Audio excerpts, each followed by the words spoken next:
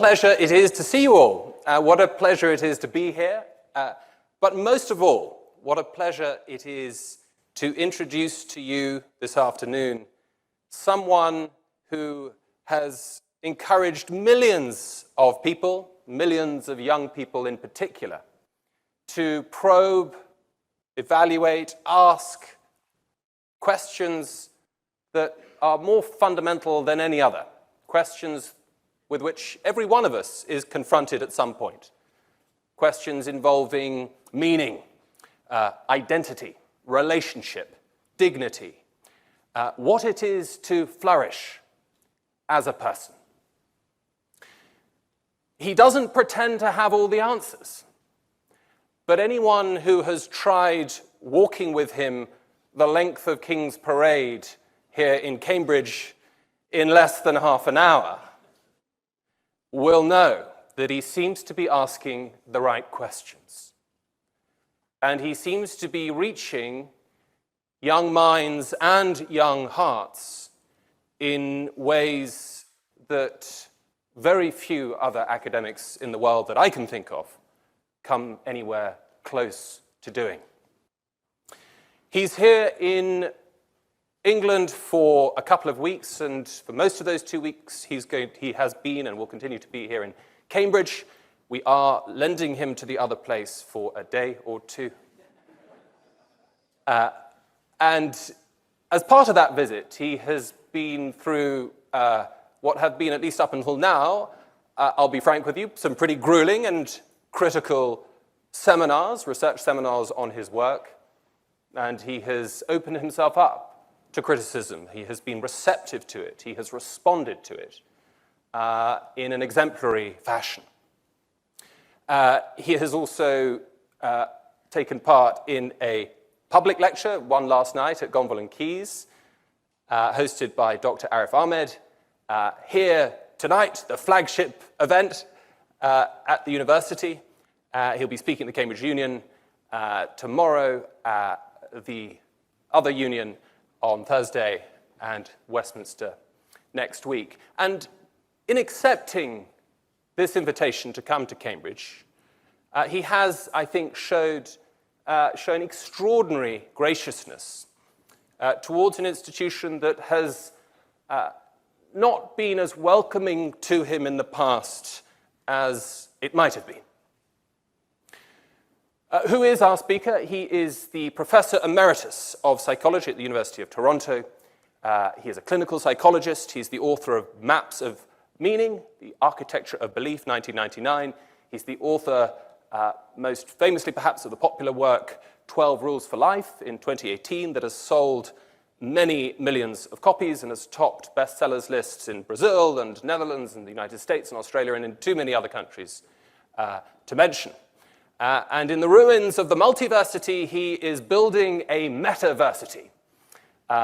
His lectures online, these long conversations with public commentators, religious leaders, journalists, artists, are mesmerizing millions of people a week. And in doing that, I believe he is part of a movement that is doing nothing less than widening the horizons of the humanities in the modern world. Ladies and gentlemen, Dr. Jordan Peterson.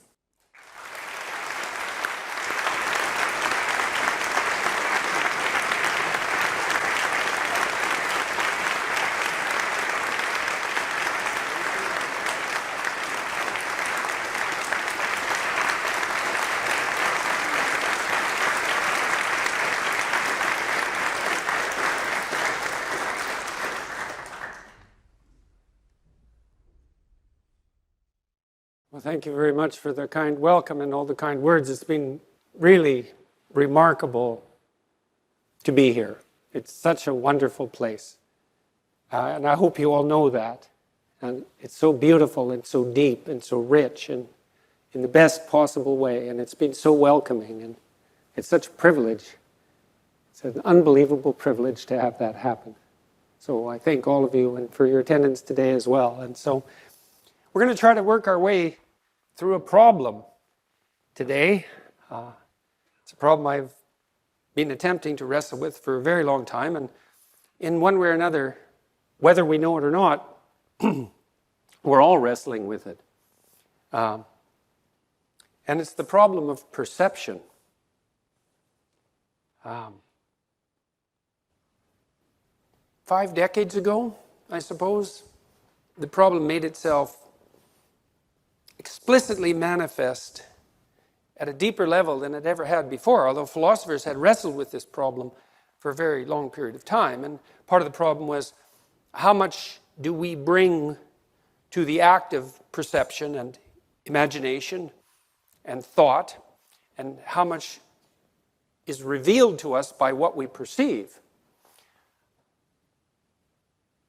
We thought we understood that, I would say, well enough to make practical progress after the Second World War.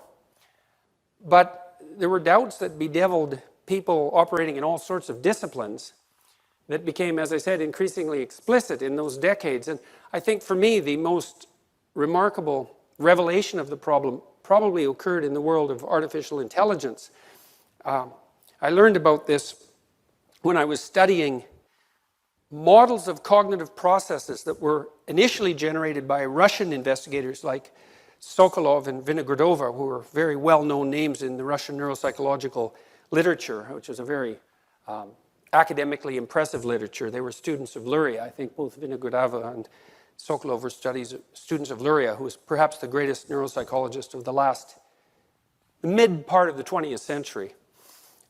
They were convinced to some degree that we built internal models of the world and then compared what was going on in the world to those models. Sokolov discovered a phenomenon called the orienting reflex, which was an electrophysiological response to error detection, or a response to novelty. That's another way of thinking about it. And he should have won a Nobel Prize for that, because discovering the instinctual basis of the response to novelty, that's no small thing. There's a lot of novelty in the world. And Sokolov really mapped that, in some sense, mapped that onto the body and onto the nervous system in a way that superseded what philosophers had done before that, because it made it much more concrete and tied it down to the underlying neural architecture. And so, for example, if you're walking down the road and there's a loud noise behind you, and the noise is of indeterminate meaning, so perhaps a car has jumped a curb, that's a possibility. You'll go like that and stop and turn and orient towards the place in the space-time continuum where your stereo vision has localized the noise. And you do that really without thinking. I would say it's an act that occurs outside the domain of free will. And the reason you do that is because you might die if something unexpected happens, right? Something that's outside your framework of expectation. Now, you know your framework of expectation. You're an ignorant creature. You don't know everything. You don't even know that much. And your representation of the world is actually rather shallow and low resolution. It's good enough to get you where you want to go most of the time. But sometimes it isn't, and sometimes it's error-ridden enough, given the circumstances of time and place, that the error will kill you. And so you're equipped with instinctual mechanisms that orient you towards the source of the revelation of your ignorance. And that's something very interesting to contemplate, I would say, physiologically and neurophysiologically, but also philosophically, and I would also say to some degree theologically, right? That you have an instinct that orients you to the source of your ignorance. And you better have an instinct like that, because there may be a shortage of knowledge, but there's no shortage of ignorance. And so, and that's, part of the problem of the relationship between the finite and the infinite, right? I mean, we're finite creatures. We can't know everything. We can't even know as much as we need to know. And that means, in some sense, we have to be able to deal with the fact that we don't know enough. And one of what Sokolov outlined, at least in part, was the underlying neurophysiological mechanisms that made this orienting reflex possible. One way you can measure it, for example, is if you put a gadget, a galvanometer, on someone's finger, and you play them a sequence of tones. When you play them the first tone, they'll show quite a response, and then the second tone lesser, and after that lesser, until finally it'll flatline. And people thought about that as habituation, but the more sophisticated cognitive scientists regarded it as the building of an internal model of the stimulus in all its variety of parameters. Interesting word, stimulus. We'll return to that. And then if you play someone a different tone after habituating them to that sequence, the electrophysiological response will reinstantiate itself. Or even if you alter the spacing between the tones, the same thing will happen. And that's all part of this response to novelty and then the mapping of novel territory. This is unbelievably important, this discovery, because you don't learn anything except by encountering it as novelty first. So it's fundamentally the initial processes of everything you do to learn everything there is to learn everywhere all the time. And so, like I said, he should have won a Nobel Prize, but people really didn't understand the fundamental significance of this discovery. And a very influential line of English, British neuropsychology emerged out of that, because a gentleman named Geoffrey Gray, who was the most outstanding student, I would say, of Hans Eysenck, who was the most cited psychologist, research psychologist in the world for pretty much the last half of the 20th century. Geoffrey Gray wrote an incredibly brilliant book called The Neuropsychology of Anxiety, where he integrated the work the Russians had done, which very few people knew about, apart from Gray, who read absolutely everything. The Neuropsychology of Anxiety, I think, cited 1,300 deep scientific papers, neurophysiological papers, animal behavioral papers, like hardcore psychology, because there is such a thing. And he actually read all those papers, and he actually understood them. And then he integrated that with Norbert Weiner's, who was one of the fathers of cybernetics and computer science. He integrated that with Norbert Weiner's cybernetic theory and with, well, a raft of animal experimental material, and laid out the neurological basis for the establishment of the orienting reflex and also for the establishment of memory itself. It's a tour de force, that book. Was written in 1982, and psychologists have really only begun to digest the material in that book. So I read it when I was, well, back in about 1982, very soon. That was 85, I guess. Very soon after it was published. It took me like 6 months to read it because, well, I had to learn animal physiology and neuropsychopharmacology and animal behavioral science and cybernetic theory, and just along the way to understand what he was talking about. You know, it's a profound work of philosophy, I would say, and it's probably a necessary work of modern philosophy because we're starting to understand the underlying physiological substructure of many of the processes that have been discussed in the philosophical realm for forever. And so, okay, so what does this have to do with this problem? Well, back to the AI researchers. So, stemming from Sokolov's work, at least in part, was the idea that there's the world out there, and it's made out of objects, and they're sort of self-evident, and what we do is we build an internal model of that world, and then we compute trajectories, we make maps, we compute trajectories, we lay out plans that constitute a manipulation of that internal representation, and then we act out the representation. And it's kind of an empirical idea, philosophically speaking, and the idea is that sense data is in some sense given to us, and from that sense data, that given self-evident sense data, we build these models, and then that's how we think, and that's how we operate in the world. And everyone, that's kind of folk psychology. Everybody thinks, well, that's right. That's how it is. It's no, it's not right at all. And that's why we don't have general purpose robots. Because what happened to the AI researchers was that they tried to build machines and built toy environments. So imagine you're trying to build a basic robot, at least initially. You can't model the whole world. So you build toy environments that the AI system can model, and then you have it do simple things in the toy environment. You couldn't even get the machines to see the toy environments. And part of what was discovered in AI was there were no toy environments. Well, imagine even if you just have a simple environment that's made out of pyramids and columns, spheres, just simple geometric forms. Well, you still have the problem of variant lighting. It's like, well, is a pyramid in the morning the same as a pyramid at midday? Well, what about 5 minutes past midday? Or 30 seconds past midday? Like, how much lighting, how much illumination change is necessary before the object isn't the same object? Well, maybe illumination doesn't have anything to do with the object. Well, that's kind of awkward because then you don't get to see it. And how is it that we manage to infer the stability of an object across transformations of illumination? And the answer is, we don't know. And how is it that we're able to perceive objects at all? Because the other thing that became complicated, and you see this if you ever use a program like Photoshop, you can see objects in a photo in Photoshop, and the objects appear self-evident. They have boundaries and borders, but if you zoom in, you can't tell where the boundaries are.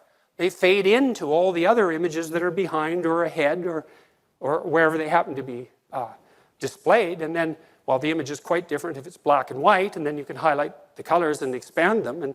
And so there's an endless number of things you can do with the single image of anything. Well, you think about what that means. There's an endless number of things you can do with a single image of anything. Well, how in the world is perception possible then? And the answer is, we didn't know. Well, at the same time, approximately the same time, the same problem emerged in literary criticism. And you can see why in some sense, right? If you can't perceive something even simple in some canonical manner that's self-evident, how in the world can you derive a single reliable canonical interpretation of a given text? And then you could multiply that problem. You say, well, it's bad enough for a single text, or maybe a single paragraph, or even a sentence, because sentences are amenable to multiple interpretations, and complex sentences in the beginning are susceptible to an endless number of interpretations. Really? Endless? Well, endless is a problem, right? Because to perceive something, there has to be an end. So endless is a real problem. And the cognitive psychologist, Medin and Aguilar, who worked at MIT, they said a finite number of objects can be grouped in a near infinite number of ways. Well, you think, well, imagine your books on a bookshelf. Well, you have the books, and then you have the sequence of books. You think that's all self-evident. Well, how are you going to arrange those books?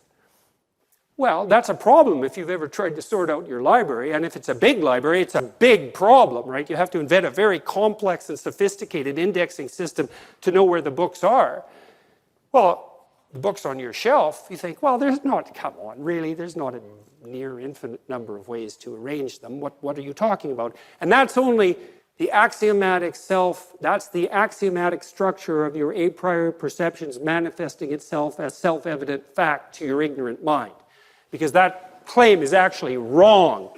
So you might say, well, color, thickness, density, age.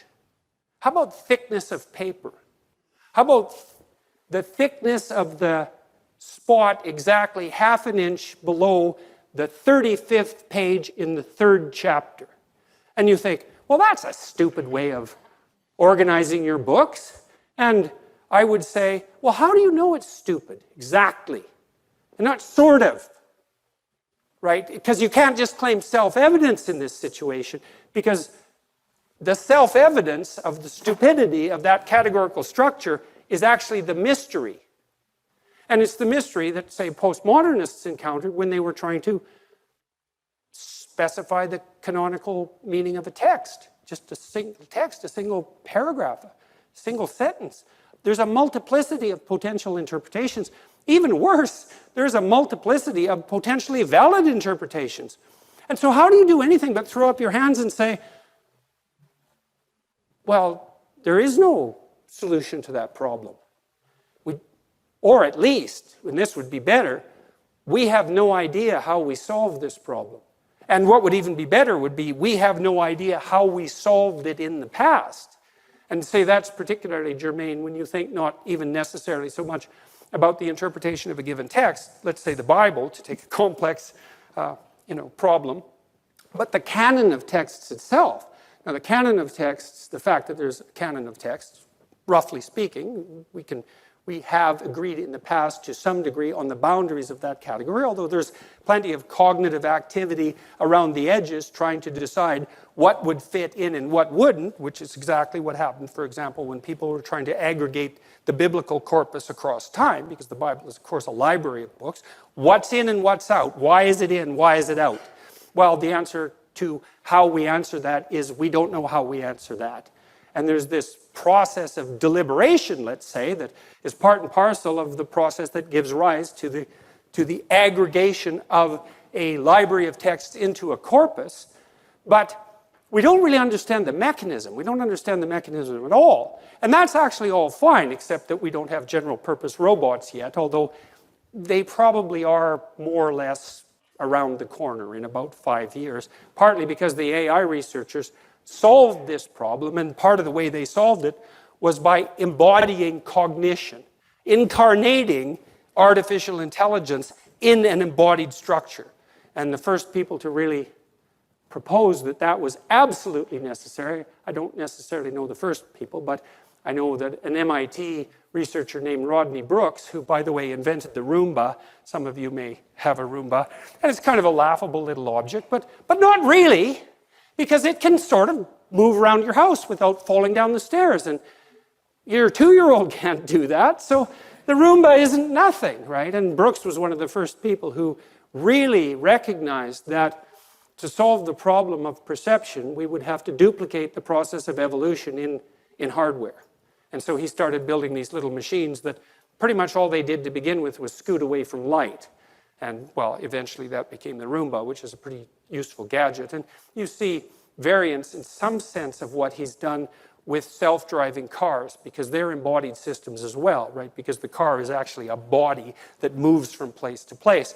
And it turns out that a lot of our perceptions require embodiment, and it turns out that one of the philosophical consequences, implications of that is that the way we solved the problem of perception was through 3.5 billion years or thereabouts of evolution. And also that there was no other way of possibly solving it. And so that's a testimony to the power of evolutionary thinking, I would say, but even more a testimony to the power of the process of evolutionary development. And you might think that that reduces human cognition to something sterile and mechanistic, because many of the proponents of the notion of natural selection have adopted a fairly reductive materialism to account for the process of natural selection.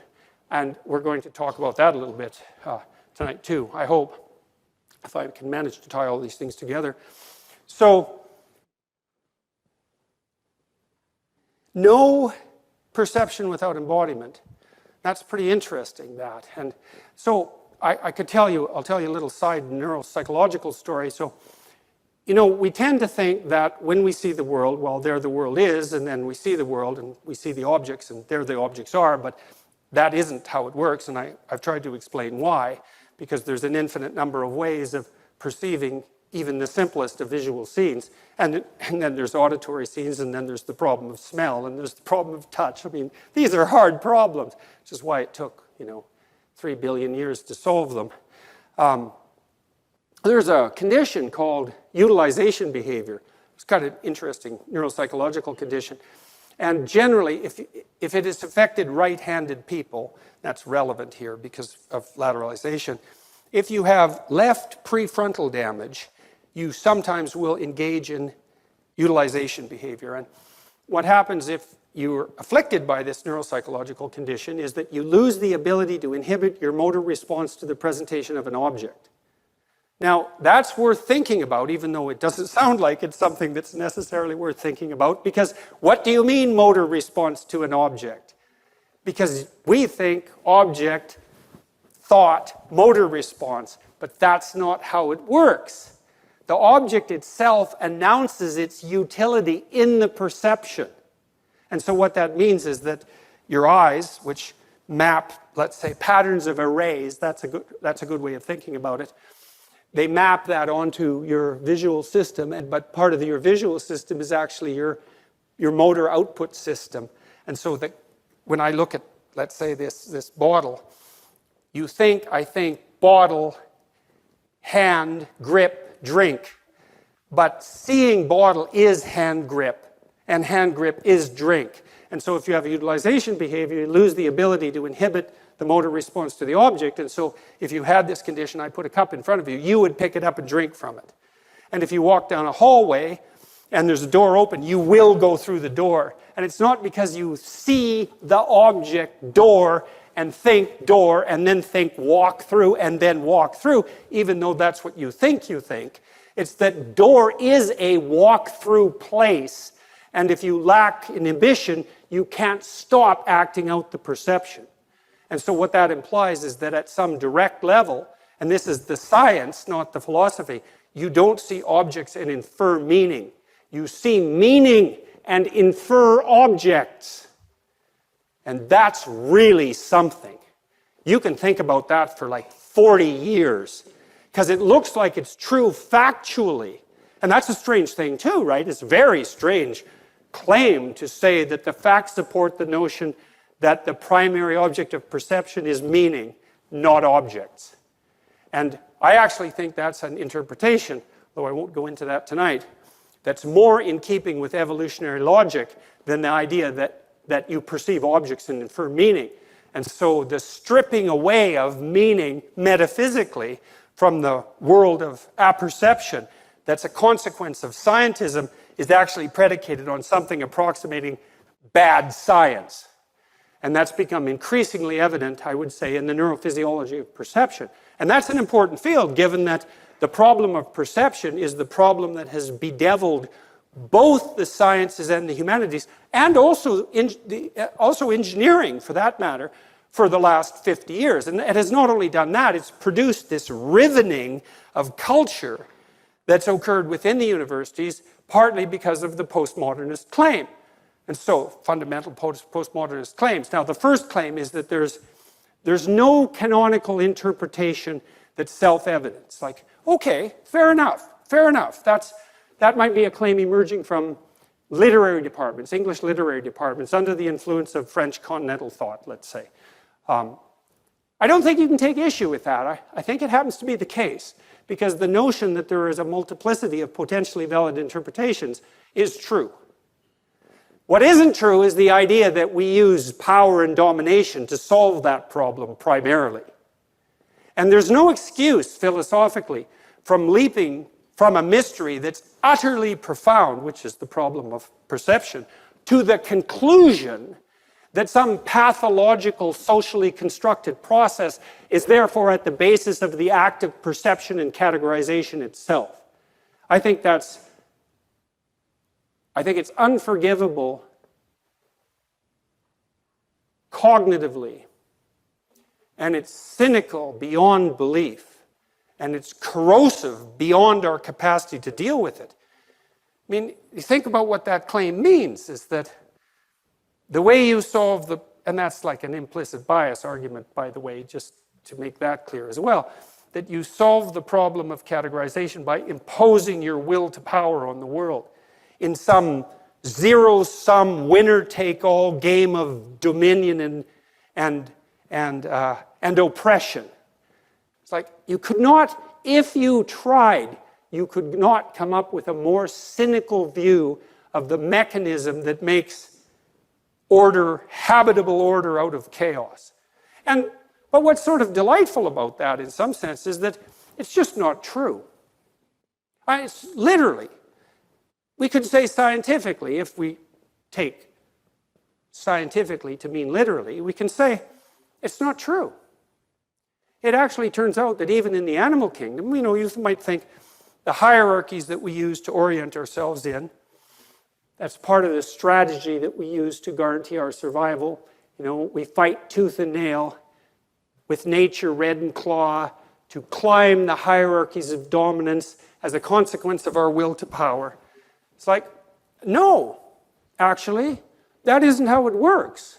And so we all have this image, or many of us, I would say, have an image of chimpanzee troops, let's say, our closest primate relative. We split from them in evolutionary terms about 7 million years ago, something like that. You can calculate that quite accurately by looking at the mutation rate of genetic material that we share with chimps, and calculate the average mutation rate and look at the propagation of mutations and the separation of them, you can get a pretty accurate estimate of the split. It's a long time ago. So we're pretty tightly related to chimpanzees. And we all know that the biggest, toughest, meanest, male, oppressive chimp rules the troop. It's like, no, wrong. Frans de Waal has studied dominance hierarchies, so-called dominance hierarchies, and that's an interesting issue, that is the term that's most often used, dominance hierarchy, because you might ask, as a very intelligent student of mine once did, just exactly where did that term come from? And how much political implication was loaded in that right from the beginning?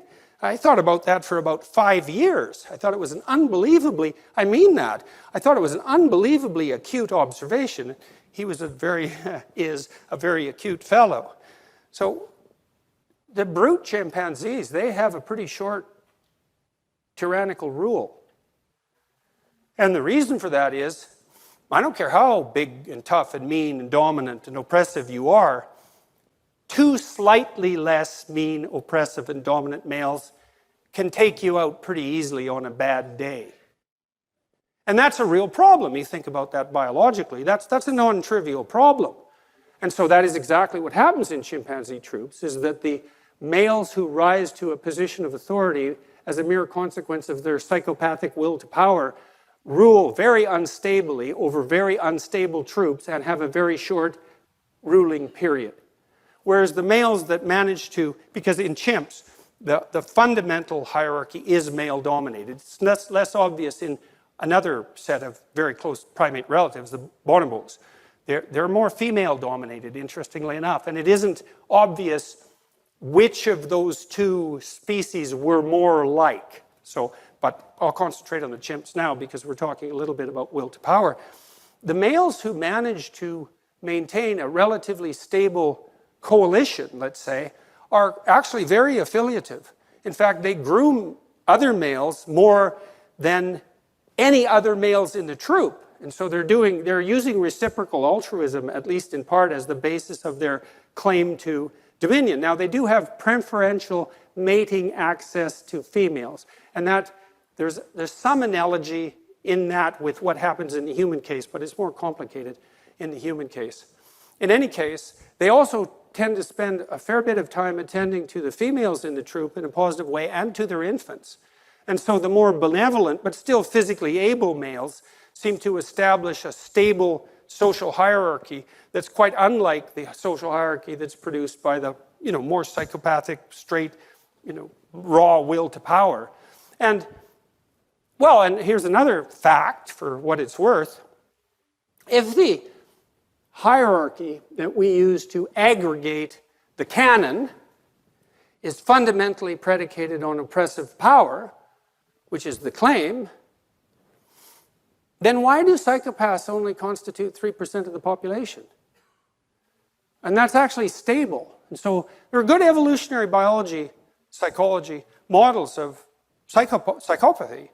Its emergence has been modeled emergence and stability has been modeled quite nicely in computer simulations, and such simulations can be used as appropriate models.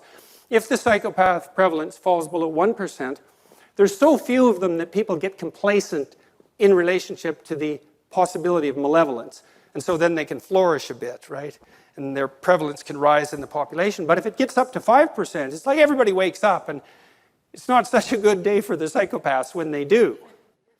And and somebody has to keep the malevolent types down, and that's possibly, we'll say, why women like men who are less agreeable than they are. And women have to solve this very complex mating problem in relationship to men, which is, there are bad men. They're really bad. And they're a minority of the population. And they tear their way through overly agreeable populations. And to keep them from dominating, you need good men who are also capable of being quite terrible. And so that appears to be the conundrum that women face when they're choosing male partners, one of the conundrums. They want someone who's strong enough to resist what's truly terrible, but benevolent and generous enough to, and productive enough to be productive and useful, but also agreeable and empathic enough to share. And you can see that that's a terribly tight line, right? And women are always, well, young women tend to overshoot the mark on the malevolent side. So the psychopathic Machiavellians who mimic competent male behavior, they ape it, so to speak, are differentially attractive to young and inexperienced women. Whereas the women who've had some experience get better at distinguishing the psychopathic Machiavellian pretenders who often manifest a certain confidence and a certain bravado. They get good at distinguishing them from the real thing. And so it's a tricky thing for women to manage, and men can use deceptive strategies to mimic competence, which is exactly what deceptive strategies are for, obviously. And that's also a pathway to short-term mating success under some circumstances. And it's viable enough to propagate itself in the population, but it's not a good medium to long-term strategy. And the question might be, well, what is a good medium to long-term strategy? And it looks like something, well, that is the question that's actually at the bottom of this entire talk, because it's also the same question as what is the process that gives rise to perception itself? And this is an attempt to integrate across a whole variety of complex questions. So you might ask yourself, this is where it gets difficult to tie all these things together. So let me see how I'm going to be able to do this.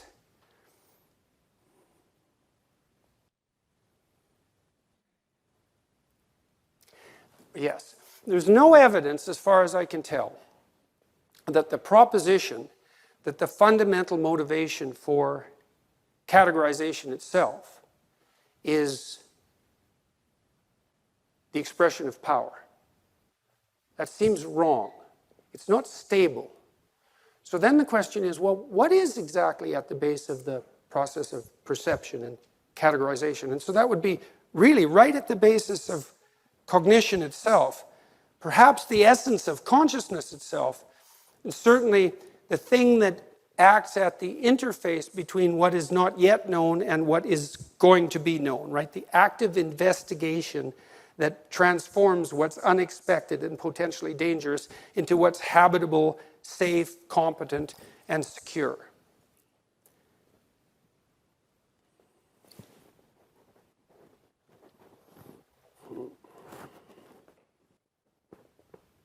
I saw this opera. I bet you didn't think I was going there. I saw this opera in New York City about 3 weeks ago. Opera written by a dead white male of the oppressive sort, Wagner. And so he's way up there on that list, man. And it was the opera Die Meistersinger. And it was really interesting. The libretto was really interesting. It really dovetailed in a strange way with the sorts of things I happened to be writing about at that point. And I'll just run through it quickly, and hopefully that will help tie together these strands that I've laid all over the place now. So, well, music does that, right? It ties things together. And great art does that. It ties things together. And it's part of the process by which we make order out of chaos, right? Great art, not power. Great art. And you have to be so cynical that it beggars description and so envious of what's great to reflexively identify that with the will to power. I mean, really? That's what you think when you enter one of the great cathedrals or chapels that grace your campus? You think nothing but will to power erected that? Corrupt oppression? And if you do think that, well, what do you think of yourself then? You think you're nothing but the expression of the corrupt will to power? Or you somehow circumvented that because of your moral piety? And, well, in that case, then what is it you're relying on to orient yourself in the world? Is something other than that will to power? Well, if so, then exactly what it is. What is it? Well, you come to university to ally yourself with the forces of great art, let's say. And that's so much more powerful than mere power, that they're not even in the same category. Well, back to Die Meistersinger. So it's a very interesting opera because it's set in Nuremberg, and in Nuremberg, in the opera, there are these guilds of men, and they're all craftsmen. And so one of the heroes of the story, there's two heroes and a heroine in the story. He's a cobbler, and he's a really good cobbler. And you think, well, he's just a cobbler. And it's like, it was so funny because when I went to see this opera, my shoes didn't fit. I had these shoes that I hadn't really paid attention to for like 3 years, and my feet were just killing me. And I was in this opera, and it emphasized the absolute moral necessity of attending to your shoes properly. And I thought, isn't that synchronous, we'll say. And it certainly was, and now I have shoes that fit, although these are somewhat ugly, but they do at least fit. So I partially solved the problem. In any case, Die Meistersinger is the master singer. And so these men that are all extremely skilled craftsmen. So they're people who have skill right at the level of the interface with the world. They get together in guilds of their own type, and then they also practice singing. And one of them, who's a skilled craftsman, because that's a prerequisite, is elected as a master singer. And so each of these guilds have master singers. And now and then they elect a new master singer, and all the master singers get together to elect a new master singer. I was thinking about this little trope I had already written down in the book I'm writing. While I was watching this, you see this if you watch American sports films, so there's a football team, and after overcoming great odds, the quarterback, who's probably, risen above his suffering in some manner, triumphantly produces the victory, and all the other football players put him up on their shoulders and lead him out of the stadium, and everybody's standing up and cheering, and then he has an affair with his girlfriend, the top cheerleader, and everyone lives happily ever after. And that's the same motif as the Meistersinger, right? And it's really interesting, that the men will put that other man on their shoulders. That's not a good long-term mating strategy, right? To elevate him above you in that sort of competition, but men do that all the time, interestingly enough. And in Die Meistersinger, the men in the guilds come together, and a new entrant onto the potential Master Singer stage comes into the town, and he's a knight, and he's wandered through nature, and he sings of nature, but he's completely undisciplined. He doesn't know any of the rules, and so he's not a master craftsman like these craftsmen, but he wants to be a master singer. Simultaneously, one of the other leaders of the guilds offers his entire fortune and the hand of his daughter to the new master singer. And you think, well, that's a pretty patriarchal trope, but it's actually handled extraordinarily brilliantly, I think, within the confines of the opera, because she is the heroine of the story, and although her father is offering her one of the masters, she has the right of choice.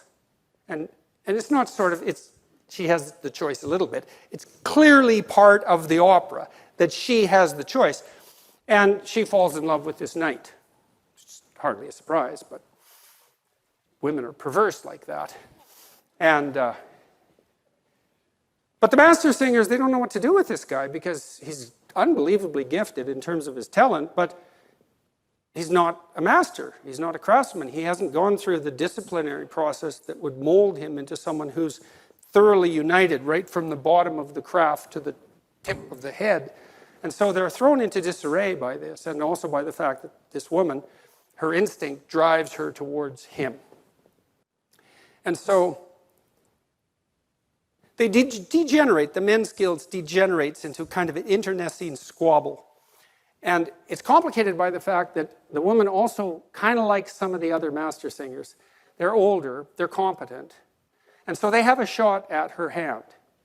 And so they fall into disarray under the stress of this mating competition. We could say that biologically.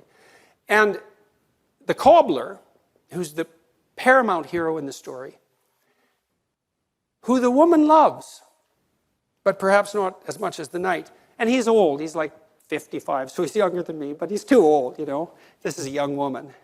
And so he decides he's going to train this young knight.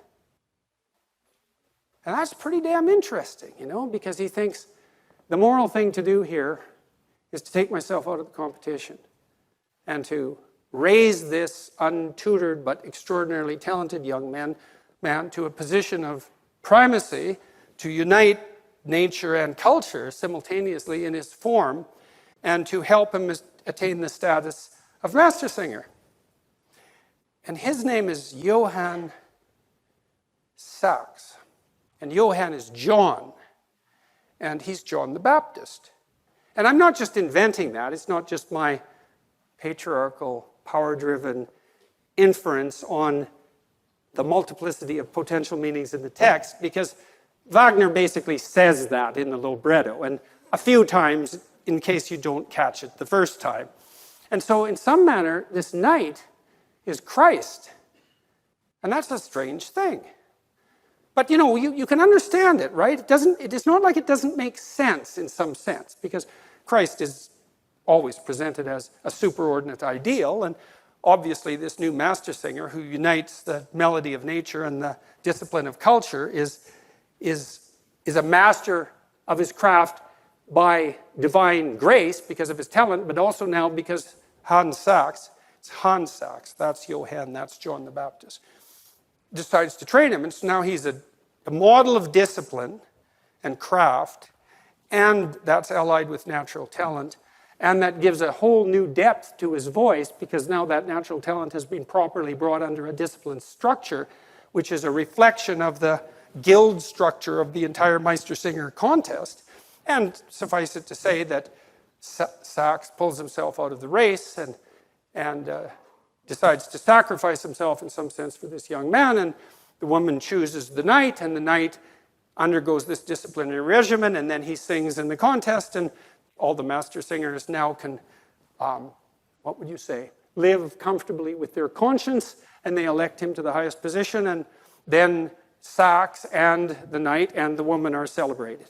It's lovely, brilliant. And then, of course, it's set to this remarkable music, and you watch all these people who spent all these years disciplining themselves in some unbelievably difficult manner to play their instruments properly and to interact with each other harmoniously and to play while they're doing it so that it's not just rote, and to produce this magnificent stage in this ridiculous building, this ridiculously impressive building in this unbelievably impressive city, and all these people come there and devote their attention to watching this.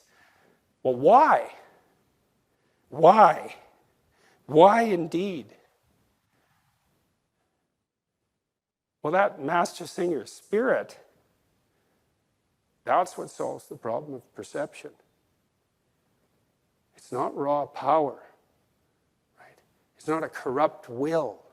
It's not a satanic force. It's exactly the opposite of that.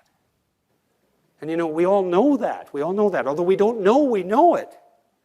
I was in the chapel the other day here. Which one was it? You have two remarkable chapels. Well, more than two, but two particularly remarkable chapels. Doesn't matter, really.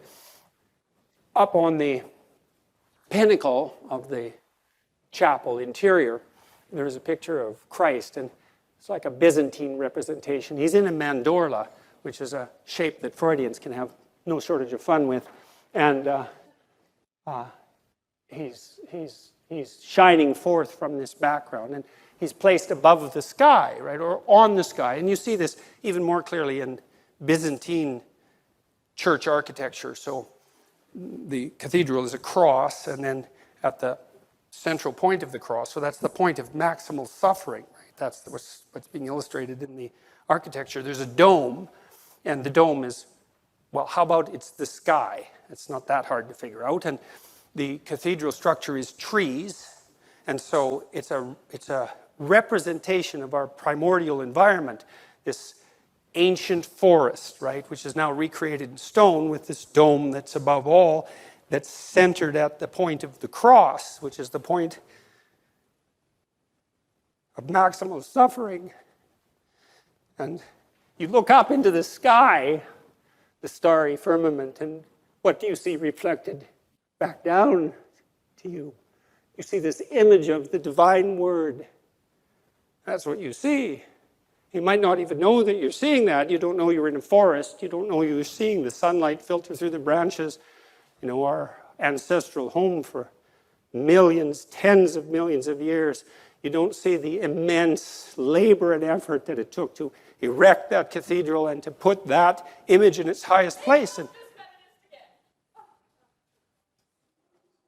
well, at least she dressed like a lobster. So that was good, actually. And as far as protests go, relatively witty, although perhaps somewhat ill-timed. So here's a way of thinking about that. So I've been discussing a series of images with my wife, and one of them is an image of Mary. And it was a Renaissance image that was painted by many, many people. And it's funny, I'm going to talk about the divine feminine after that interruption. Mary is often represented with her head surrounded by stars and with her foot on a serpent on the world, right? And so, well, what is that exactly, that image? Well, it's something like, what is it to have your head in the stars, let's say? Well, you know, I bought this cottage up north in northern Canada, and it's very dark up there. And you can go onto the dock at night, and it's dark enough so you can see the Milky Way, you know, and it has to be pretty dark before you can see the Milky Way. And it's very impressive. And you know what that's like if you've been out to see the night sky, or maybe you feel the same way when you see the Grand Canyon or a remarkable waterfall or some particularly beautiful scene, or perhaps you feel that way in a cathedral, or more likely you feel that way when you're listening to music that really grips you, right? And it's all the same experience. It's an experience of awe, and it's way down low in your nervous system like the orienting reflex. It's not a cognitive response precisely. It's a precognitive emotional response that signifies significance. And you look up at the night sky, and it fills you with a sense of awe.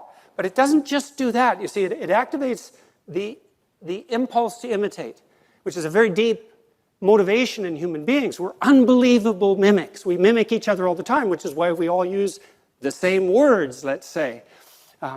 We're very good at embodying other people's embodiments. It's a particular talent that human beings have, and we're so good at that we imitate all sorts of things that aren't even human. And so then you view this expansive night sky, and a sense of awe fills you as you confront the infinite. And it calls to something inside of you that can master the infinite. And that's a form of imitation, right? To look into the darkest place, the most wide expanse possible, and to have something inside you respond that's capable of dealing with that. That's that instinct to imitate. And that's calling the best out of you, and that's why you love doing that. And it isn't just that you love it, it's that you cannot live without it. You cannot live without it. And I know so many of you, atheists or otherwise, you can't live without music. You think, well, why can you not live without music? And what is it calling to precisely? No, that remarkable interplay of harmonious patterns, because that's what music is, and that's what the world is. It's not objects, it's the harmonious interplay of patterns, and music reflects that, and then you orient yourself in your embodied manner to those patterns and dance along with the world. And that revivifies you, and if you're particularly good at, well, maybe you'll also attract a mate. And you want a mate that doesn't attempt to dominate you sexually during the introductory dance, right? You want a mate who will play along with you and match your movements to theirs so that you can see that there's a harmonious interplay between the two of you as you meet in play, soul to soul, if you can manage it. And everyone knows that. And that capacity that's called out in the dance is the same capacity that's called out by the night sky, and it's the same thing that's represented in those Byzantine churches. You look deep enough into infinity and you find your destiny. And that destiny is everything you could be. And we all know that and this is what men and women search for in each other. You know, if you're rejected by a woman, well, why is she rejecting you? Well, maybe her judgment is off, and that would be very, what would you say, convenient for you. But she's rejecting you because you are not all that you could be, and maybe not even all that you need to be. And so that's a very painful rejection, and it causes all sorts of tension between men and women. But, women have a lot at stake in this game. And so they're looking for something, what? Powerful, dominating, brutal, terrible? No. Something perhaps capable of that. But even more important, capable of mastering it, right? And capable of singing despite that. We all know that's true, and the shame that men feel when they're rejected by women is precisely the shame that they feel at knowing deep in their heart that they have not lived up to what they are capable of being. And that harsh judgment that women lay on men, which, by the way, is part of our sexual evolution, because we were shaped by sexual selection, which, by the way, is the operation of consciousness on the structures of matter at the most basic possible level. Well, it's a terrible rejection, but it's a salutary rejection. And that process of differentiated choice has shaped us into what we are. That action of consciousness, wanting the best from a potential partner, and selecting, at least in part, on that basis. And men participate in that too, in the Meistersinger manner. Men aren't competing for dominance with each other constantly in a zero-sum game to achieve sexual dominance. There's an element of that, right?